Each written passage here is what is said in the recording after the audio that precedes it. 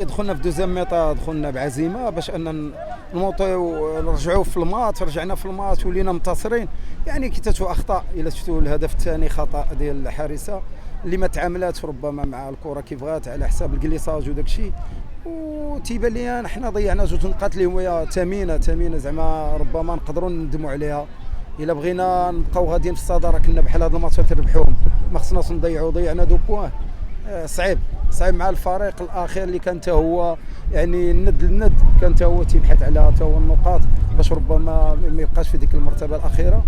وفي الاخر تنقول هذه كره، حنا كنا تنتحملوا المسؤوليه، هذه هي الكره. مستوى الفريق شنو سبب انخفاض المستوى ديال البنات؟ يعني خاصه في المقابله الماضيه انتصروا خارج الميدان، شنو انخفاض المستوى؟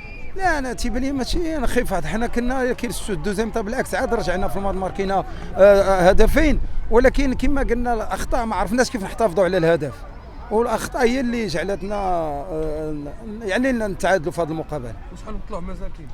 ومع هاد النتائج حنا نتسناو غدا تيدوروا الفروق اللي قدامنا، الا انتصروا راه تيولي واحد النسبه ديال 20 30% ان ما بقاش عندنا الحظوظ.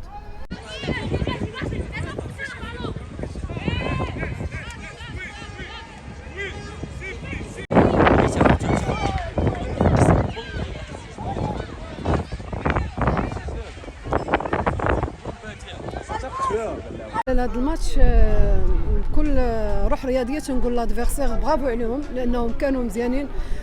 كانت عندهم قراءه مزيانه لينا لا بين برومي ميطون لا بين دوزيام ميطون. درنا اخطاء بالنسبه للاعبات، داروا اخطاء. ما استغليناش الفرص اللي جاونا في الكاري 18، ما استغلينا حتى شي فرصه. بالنسبه لي انا التعادل ماشي في الصالح ديالنا، انا بالنسبه لي كخساره. بسبب انخفاض المستوى ديال البنات خاصه في الشطر الثاني من البطوله؟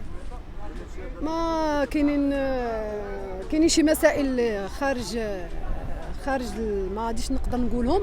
غير بالنسبه للبنات في هذا الماتش، انا اللي بالنسبه لي انهم ما كانوش ما مكونسونطرينش.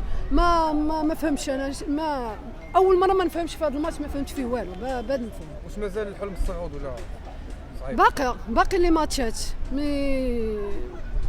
ما غاديش نقدر نقول انواع الجمهور، ولكن ما احنا كنتحملوا المسؤوليه ديال هاد الاغلاط كاملين وديال هاد الاخطاء، والبنات ديالنا ما كانوش في نهارهم. اخر سؤال.